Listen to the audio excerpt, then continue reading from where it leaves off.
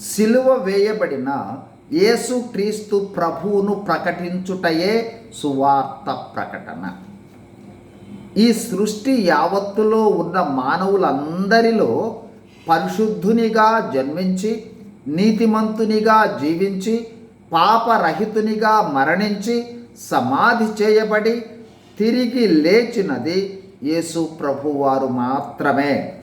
ఈ విషయము పరిశుద్ధ గ్రంథమైన బైబిల్ అధికారంగా ధృవీకరిస్తుంది.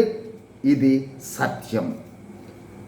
అలాంటి యేసు ప్రభువు ఘోర పాపులకు విధించే శిలువ శిక్షను ఎందుకు పొందవలసి వచ్చింది అనేది ప్రాముఖ్యమైన ప్రశ్న.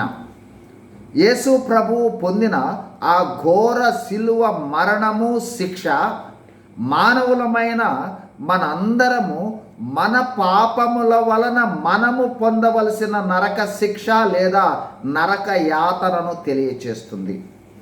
శిలువ వేయబడిన యేసు ప్రభువును మనము ప్రకటించుటకు కారణమేమనగా, పాపులైన మానవులమైన మనమందరము పొందవలసిన నరక శిక్షను యేసు ప్రభువు మన పక్షముగా కల్వరి శిలువలో పొంది మరణించి సమాధి చేయబడి 3వ దినమున తిరిగి లేచాడని ప్రకటించటమే. ఆ శిలువ వేయబడిన యేసు ప్రభు వారి మరణ, భూస్థాపన, పునరుద్ధానాలను పాప పశ్చాత్తాపముతో విశ్వసిస్తే మనము పాపము నుండి క్షమించబడి, నీతిమంతులుగా తీర్చబడి, నరక శిక్ష నుండి తప్పించబడి పరలోక వారసులమవుతామని ప్రకటించుటయే సువార్త ప్రకటన.